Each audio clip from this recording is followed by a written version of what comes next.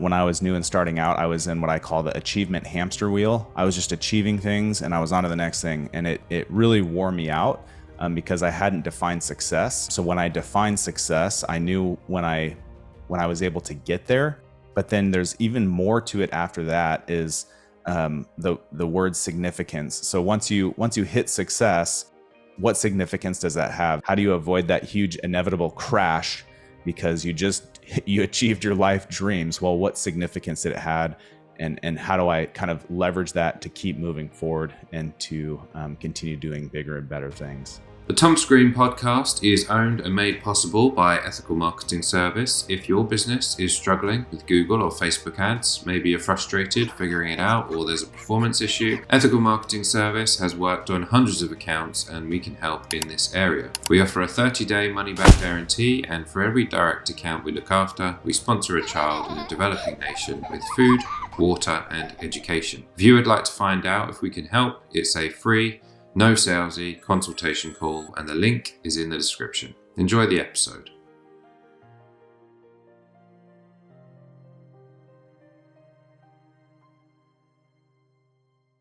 Thomas Green here with Ethical Marketing Service. On the episode today, we have Dominic Teich. Dominic, welcome.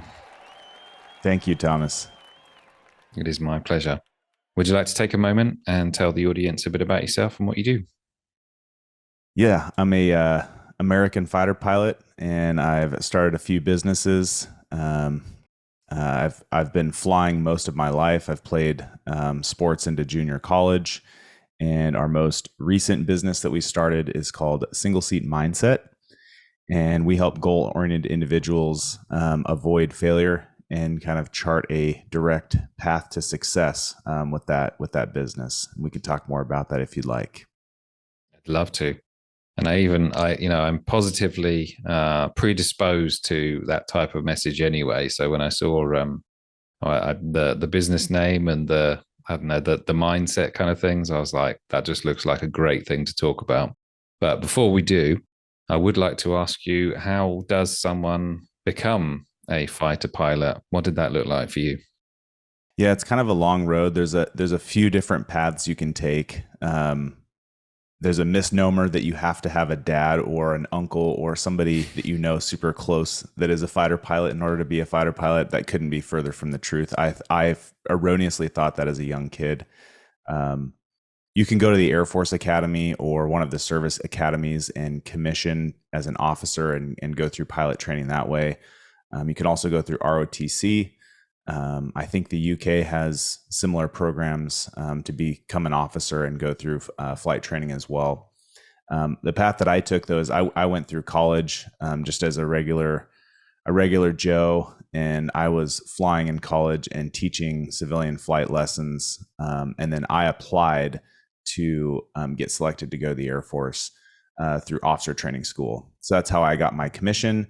And then that's how I subsequently was picked up to go through the flying program. And then once you're in the flying program, you just, you go through their different tracks and you compete along the way. And as luck would have it, and a little bit of hard work and determination, I made the fighter track and eventually found myself in a single seat fighter jet. So what about the first flight you ever went on? Which one, the civilian or military one? Yeah, I suppose going on holiday or something is probably not very relevant. But yeah, when you first went out on your own, maybe what was going through your mind? What was the story there? Yeah, so the first time I went out in a jet on my own. It was in pilot training, and actually we fly the T-38. It's a 2-seat aircraft, but there wasn't an instructor in the back seat, so we get to go out by ourselves. And kind of one of the scary things at that point was just to make sure that you close the canopy for the back seat, so that you don't start driving around on the ground with the canopy, the lid open in the back, because that would come off pretty fast if you try to take off with that open. I'd say that the big thing there was by that point, it wasn't necessarily a scary thing. Everybody's a little bit nervous because you don't want to suck, and you want to do well, and not go out of the airspace or break any rules or any of that kind of stuff because you're brand new to the game. So it was a lot of fun. I think, just kind of being on your own, it gives you a little bit more of a single seat mindset.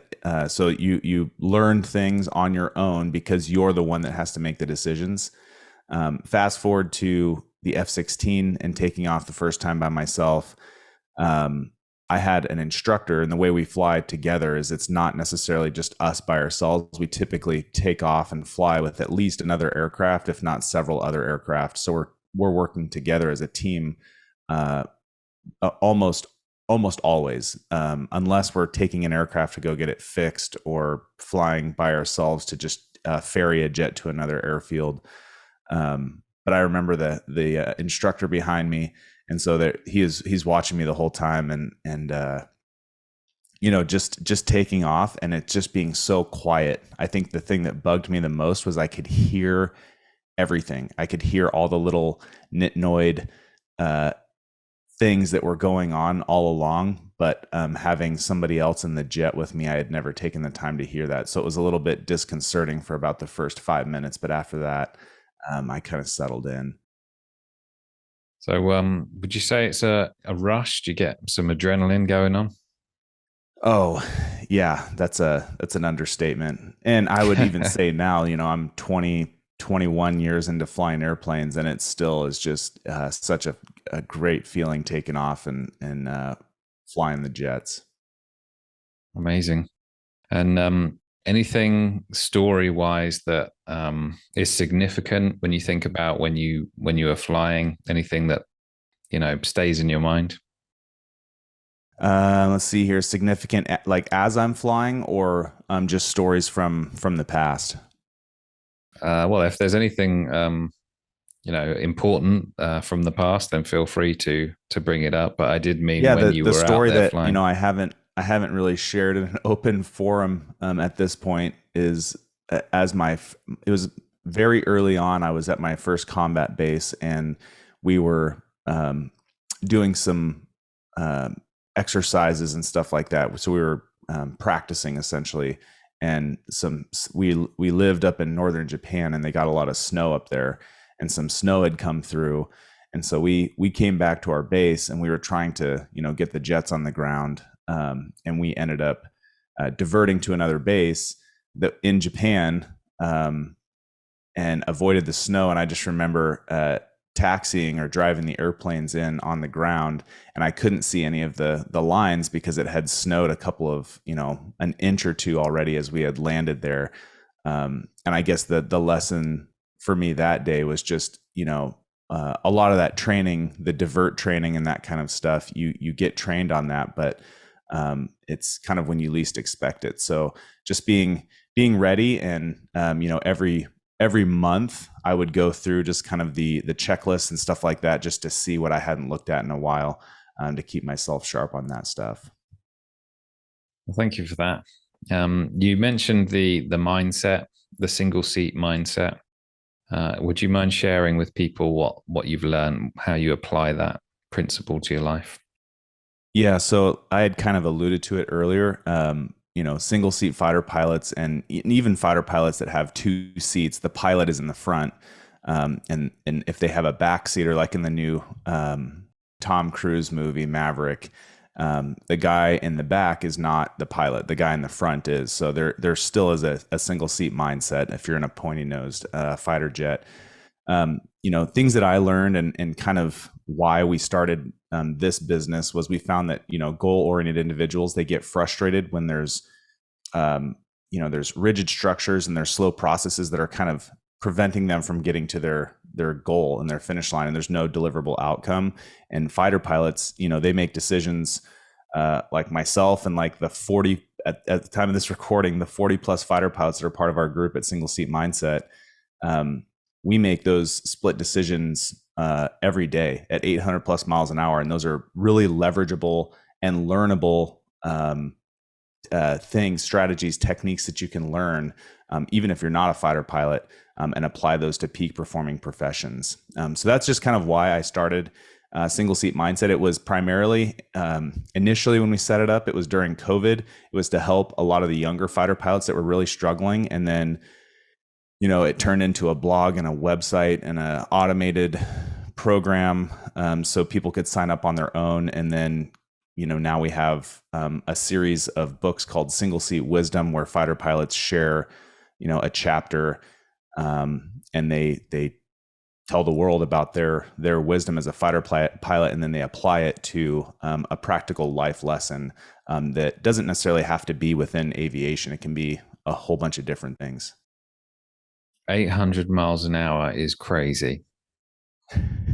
What's it like to be traveling at that speed?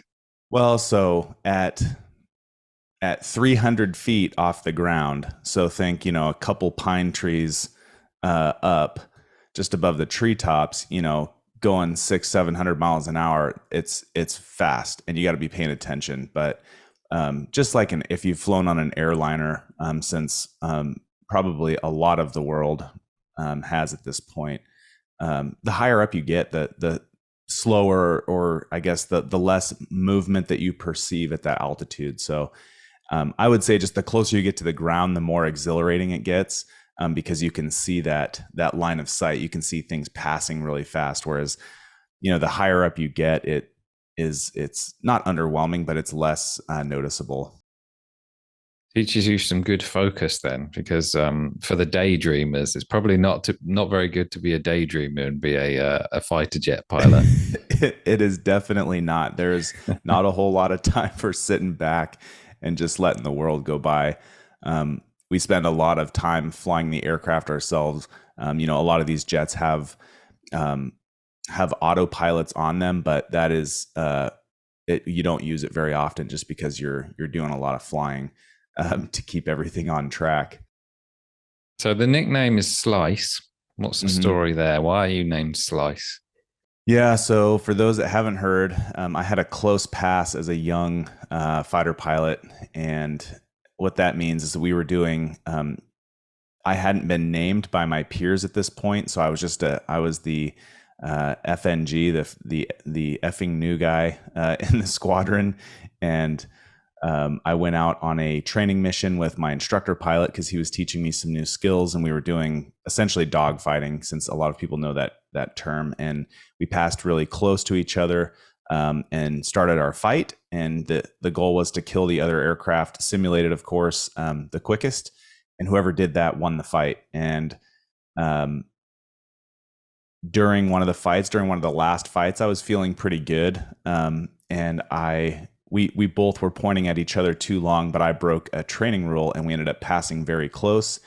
And during the naming ceremony later on, I don't know if it was within a week or two, they called me Slice because they said I tried to slice my instructor in half.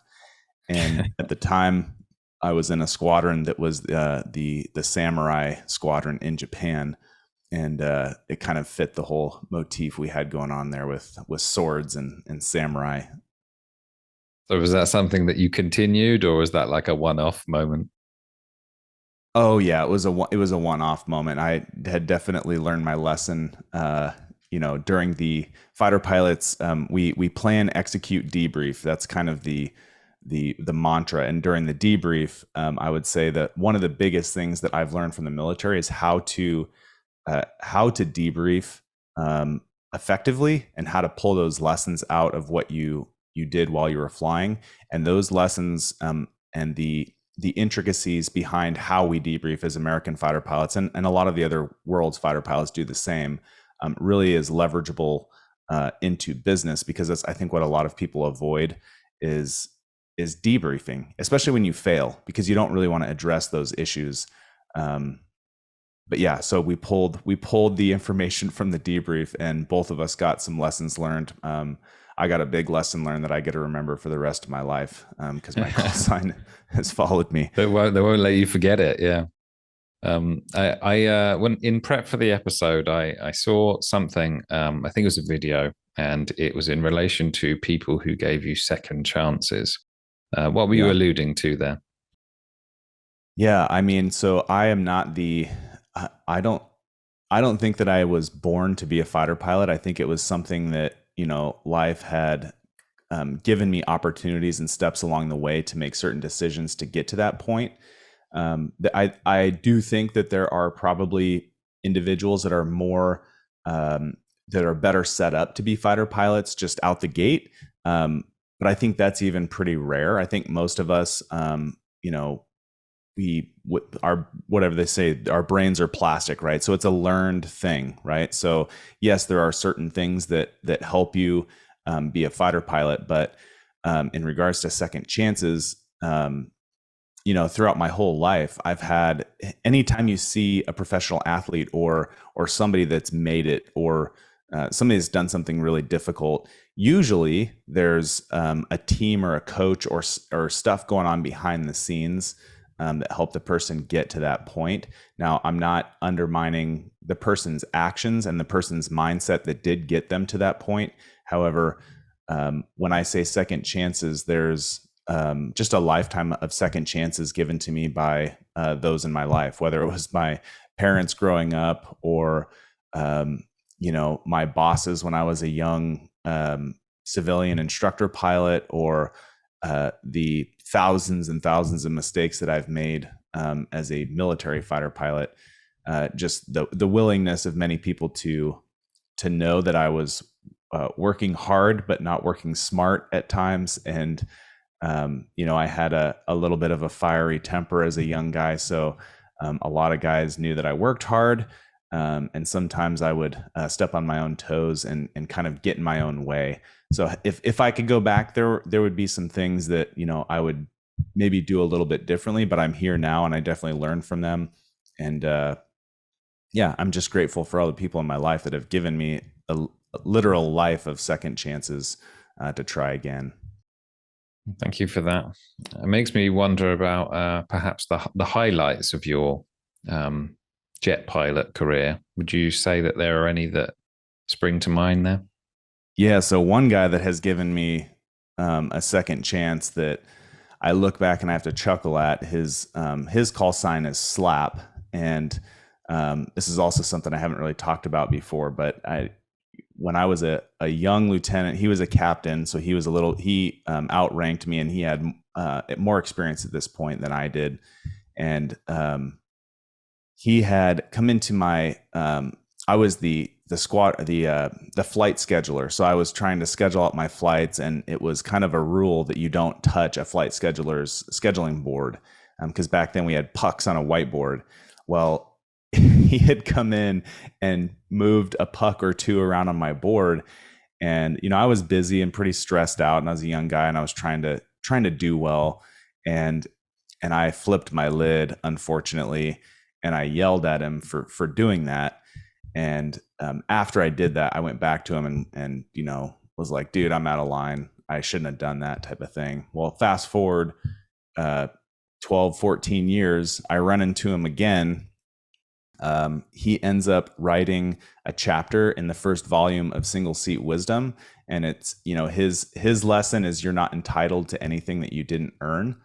And he is just a really hardworking American fighter pilot, just like myself. And he also invested in one of our apartment communities and one of the other businesses that I own as well. So I think the big lesson learned is, the people in your life, if you're going to make mistakes. I've lost friends over stupid things that I've done. But if you have, I guess, just a little bit of humility or a little bit of insight to say, well, I messed up, I'm sorry, can you forgive me? And then just move on. How powerful that's been in some of the relationships that I have now, and how I look back and I'm like, what really started that relationship was a really bad experience up front that we kind of got over and moved forward from.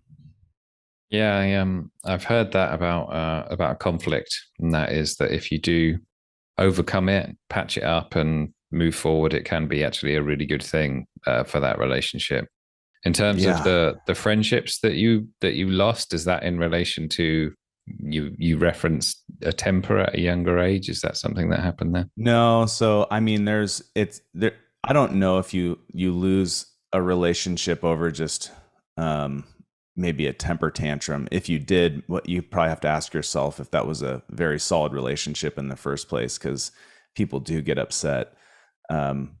No, I think as you're growing and as you're moving through life, and as you're maybe upsetting the norm, and you're doing things out of your own comfort zone that are uncomfortable and that most people don't do, you're going to find that that some people that you thought were your friends maybe aren't the best fit. And I think there's this thing going around that if you die and you had 5 close friends, you lived a good life. And I would say if you had 5 really, really close friends, I mean, guys that are willing to die for you and want the best for you, that you are a pretty lucky person. And I'm not saying that you can't do that, but I'm saying that finding those people that are in your life, you probably should be pretty blessed if you have those. I know my wife is one of them, so I can add her to my hand. So I have at least one, and I say that kind of tongue in cheek and jokingly, but I have a lot of good friendships. But I've also lost a lot of periphery friends that I thought were friends as I move forward, and because you're going to realize sometimes that those friends don't want you to move too far out in front of them, because then they're kind of a little bit challenged by maybe what you're doing with your life. But it's maybe one of the tough questions you have to ask yourself. So it sounds like you'd make those decisions again without any hesitancy. Is that fair?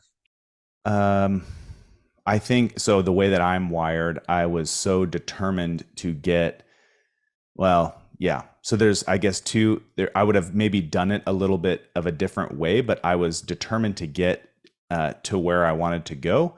But there's always maybe a little bit better way you can do that. And in my case, as a young guy, I alluded to it. I was just kind of it was like the scorched earth theory. I was the dragon and I was going to make it to the finish line. And sometimes I'd look back and be like, well, I burned some bridges and burned the ground as I was getting there. So maybe I could have done it a little bit differently. But then just kind of like I alluded to before, the things that, after you're done doing something, if you take the time to really debrief how you did it and look at all the little facets there, that's where I think a lot of the learning comes from. And to actually have some introspection for yourself and to go, man, maybe I could have done that a little bit differently, and maybe try to go back and mend or patch some of the relationships, and then realize that maybe sometimes that won't work. Thank you for sharing that. In terms of what you're doing now, are you still flying, or are you into your business stuff 100% now? Yeah, I'm still flying. I'm actually, what's nice is that I'm a reservist, so I don't have to move, which allows me to own real estate. We own it in the city that we live in here in Phoenix, Arizona, and then also run single seat mindset. So that's kind of opened up, the door a little bit to maybe do that when if I was on active duty and moving around all over the world and deploying, that'd make it a little bit more difficult. So yeah, I'm still teaching in the F-16 schoolhouse. It's the place where either pilots that have already flown fighter jets come to get retrained, but more importantly, it's where new students come to fly fighter jets for the first time. And it's a very challenging program, and we get to teach the young whippersnappers as they come in the door for the first time. So that's pretty cool, because a lot of this stuff that we've built works very well with the new guys. So would you say you're more of a mentor now? Yeah, I would say that. I would say I'm more of a guide, where I can at least guide the students what not to do. That's kind of how I write, is more of, hey, look at, these are the mistakes that I made. Here's how you avoid the mistake. And then, oh, by the way, if you get into this trouble, here's how to dig yourself out of that trouble. And does the series of books that you created, does that come sort of as a result of your new role in teaching, or is it the other way around?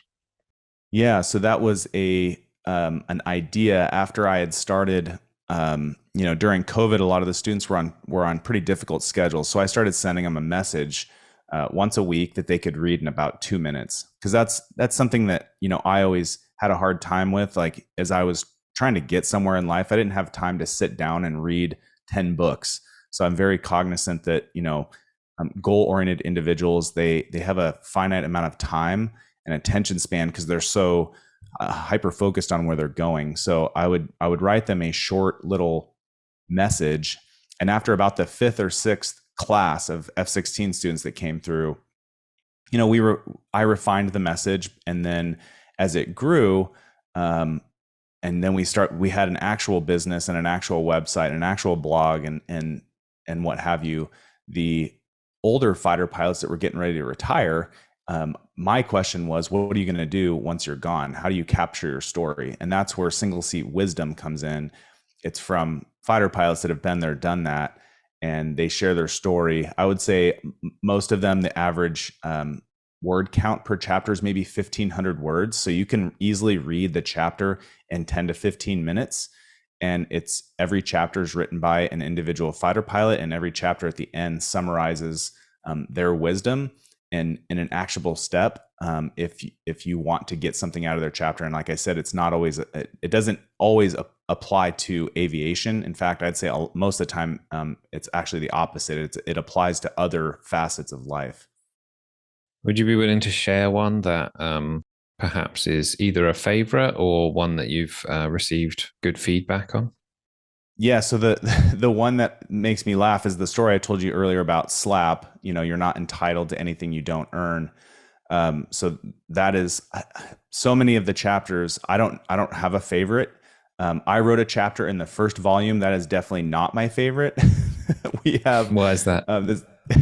Well, it's my writing. I don't want to hear myself. I don't want to sit down and read my own story because it's my story. So, and every time you do, you're like, oh, I could have said that differently, or you know, made it better this way. So, you know, but there are a couple of I mean, they're all really good.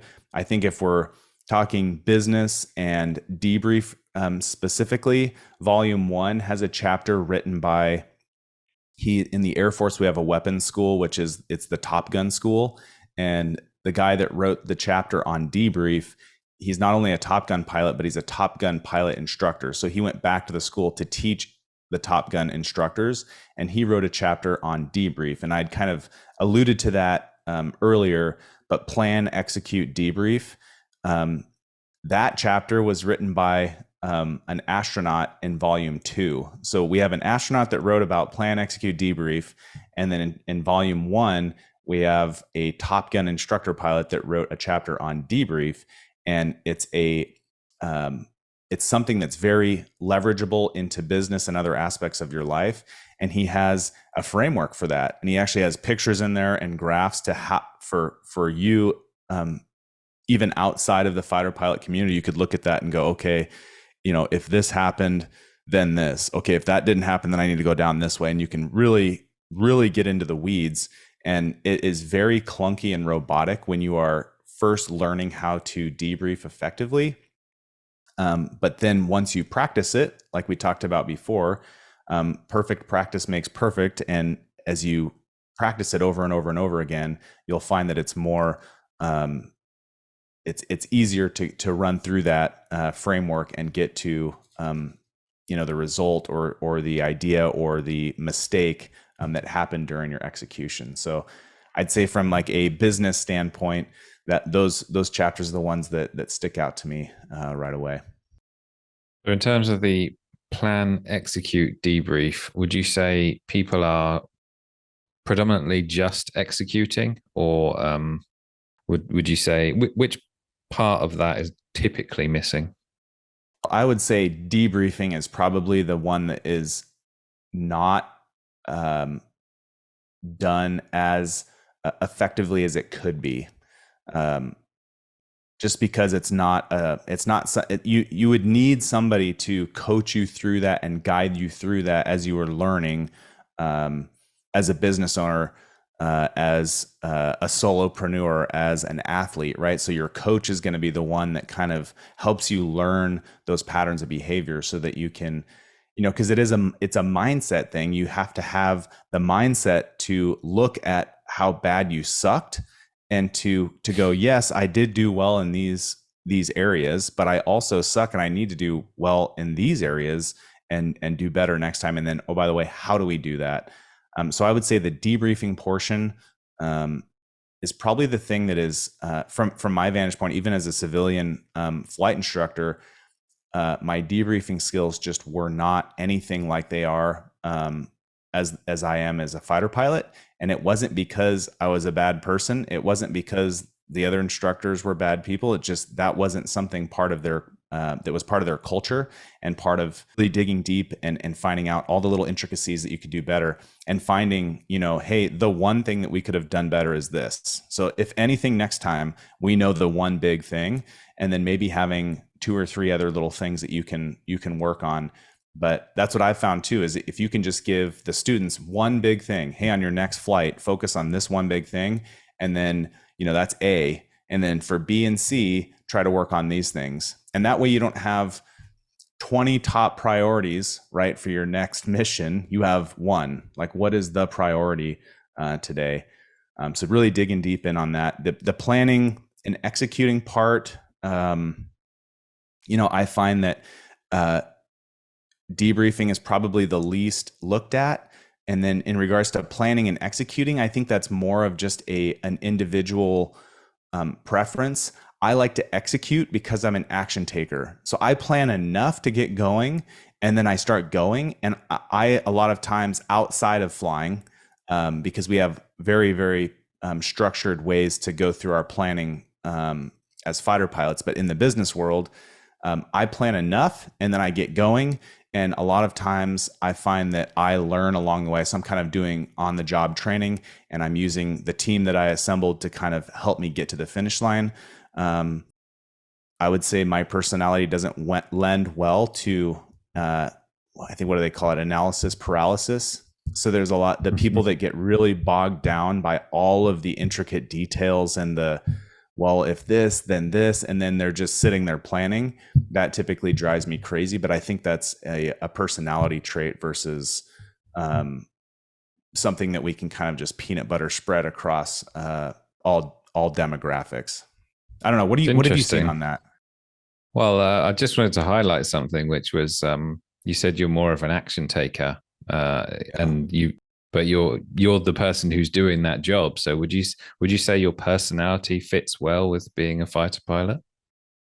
No, I would say not. I think it's something that I've learned, and like I've alluded to before, there were, just a ton of guys that gave me second chances, and there's a lot of guys that are just they fit the role, their personality just works, and they do better in those situations. And I've gotten better. There are still guys that are much better than me. I've gotten better over the years just because I've learned through the painful experience of not being the person that I needed to be along that path. So I think for me, it just took a while to learn that. You can call me a slow learner if you want. But then just being able to admit that, like, no, I have not nailed it when I needed to, and I've not been the person I needed to be. But those are events in the past, and that's not who I want to be. So I can grow into that and learn from that. So I would say it's very personality dependent. There's a lesson there anyway, because if you wanted to do something but you weren't necessarily suited to it, you learned the skill and you did it anyway. So thank you for sharing that. In answer to your question, I think most people, in relation to business, most people don't plan that much. I think there are a minority who go out and do like a really good business plan and think about it a lot. I think typically people who go into business they have a particular skill that they're good at and they just go for it and then figure it out as they go. In terms of debriefing, I think there are a lot of questions, quite simple questions that you could ask the people in charge of a business that would make a significant difference. So I think having that 3-step process, I think is going to be valuable to people. Yeah. I hadn't thought of it that way. The planning piece, I think if you're a person that does get stuck in the planning and reanalyzation and, getting bogged down in the details, I have found that if I find myself kind of stuck in that trap where I'm like, man, I just want to get going, what I'll do is I'll just define when I'm going to start.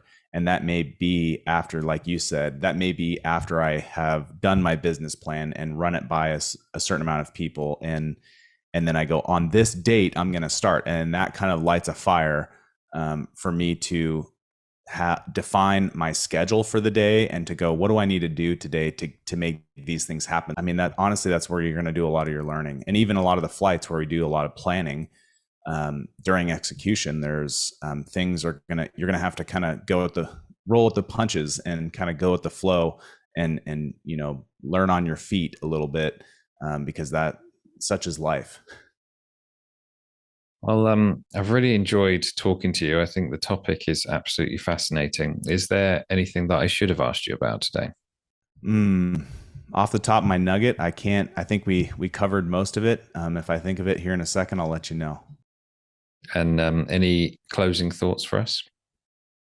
Yeah, I would say just a couple of little tidbits here is there's, especially in business, what I've learned and how I've leveraged my fighter pilot background and my aviation background into what I'm doing in business now is, when I was new and starting out, I was in what I call the achievement hamster wheel. I was just achieving things and I was on to the next thing. And it really wore me out.